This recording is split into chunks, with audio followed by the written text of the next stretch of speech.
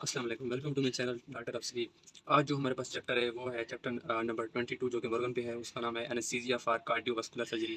उसके में जो हमारे पास टॉपिक है वो है कार्डियोपल्मोनरी बाईपास। कार्डियोपल्मोनरी बाईपास होता क्या है? इसमें ये होता है कि हार्ट और लंग्स में से मतलब कि ना हम जो ब्लड का फ्लो है उसको वहाँ पे हम नहीं जाने देते। और उसमें हम क्या करते हैं, बाईपास में ये होता है कि अगर एक मतलब कि ना वहाँ से वेल में अगर आ रहा है, अगर वेसल के अंदर कोई डैमेज वगैरह हो गया हार्ट की, तो हम उसमें के अंदर उसका बाईपास लगा के जो है ना उसका फ्लो कैम कैम करते हैं।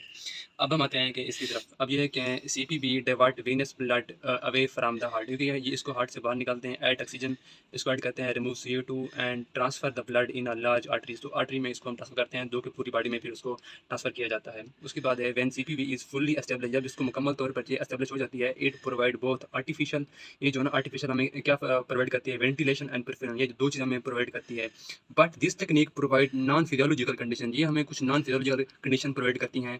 तो उसमें क्या होता है, बिकॉज मेन आर्टीरियल प्रेशर, जो उसका मेन आर्टीरियल प्रेशर है, is usually less than normal and provide non pulsatile blood flow. अब इसको हम कम क्यों रखते हैं, उसकी वजह हम पीछे तो इधर पढ़ते हैं हम। इसलिए करते हैं टू मिनिमाइज आर्गन डैमेज, ताकि उससे जो आर्गन डैमेज है वो कम हो जाए।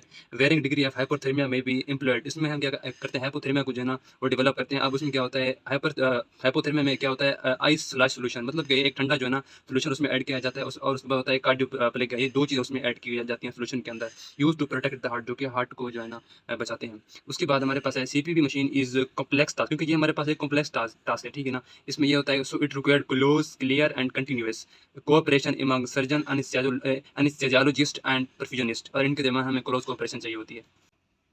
उसके बाद हमारे पास है बेसिक सर्किट। जो हमारे पास बेसिक सर्किट जो सीपीबी के अंदर यूज़ होते हैं वो कौन से हैं? इसमें से जो 6 जो है ना बेसिक कंपोनेंट ऑफ सीपीबी हैं, उसमें क्या है, वेनस रिजर्वायर है, ऑक्सीजनेटर है, हीट एक्सचेंजर है, मेन जो इसका मेन पंप है वो है, आरटीआर जो फिल्टर है वो यूज़ करते हैं। उसके बाद होती है ट्यूबिंग, जो कि सक्शन के लिए इस्तेमाल की जाती हैं। और उसके अलावा जो फिल्टर होते हैं वो कौन से, number of filters, inline pressure होता है, ऑक्सीजन सिचुएशन होता है, एंड टेम्परेचर मॉनिटर वगैरह इसमें यूज़ की जाते हैं। उसके बाद है prior to use CPB circuit must be prime with fluid. उसमें क्या होता है कि हम जो है ना सीपीबी सर्किट को यूज़ करने से पहले उसमें हम फ्लूइड को भर देंगे, जो कि 1200 से लेके 1800 तक होता है for adult, that is devoted of bubble, जो जिसमें जो बबल। उसके बाद हम देखते हैं कि इसमें से कौन इसमें जो बन रहा है सॉल्यूशन, उसमें से कौन-कौन सी चीज़ें ऐड की जाती हैं। अब बैलेंस साल्ट सॉल्यूशन, उसमें क्या होता है कि रिंगर लैक्टेट होता है, इसमें यूज़ होता है, is generally used but other component are frequently added. ये तो आमतौर पर यूज़ किया जाता है, लेकिन उसके अलावा भी बाकी चीज़ें मतलब कि ऐड की जाती हैं। उसमें क्या होता है, दैट इंक्लूड कोलाडाइल।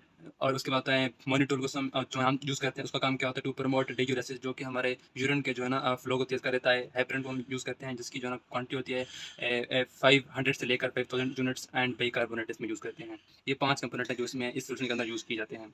उसकी बात है, इसको हम करते हैं हीमोडुलेशन, ताकि जो है ना जो ब्लड है वो थोड़ा-सा मतलब कि पतला हो जाए इस तरह का। That decrease hematocrit to about 22% to 27%, जो कि हमारे ब्लड के सेल को ना मतलब कि 2% से लेके 27% तक जो है ना कम करते हैं। Blood is induced in solution, तो इसीलिए हम जो है ना उस ब्लड की कमी को पूरा करने के लिए in solution for small children and anaemic patient, छोटे बच्चों और वो पेशेंट जिनके अंदर खून का मतलब की कमी होती है, उनमें हम जो है ना ब्लड को पहले से ही ऐड करते हैं टू प्रिवेंट एक्सेस हीमोडिलेशन, ताकि हम एक्सेस हीमोडिलेशन से बच सकें वहाँ।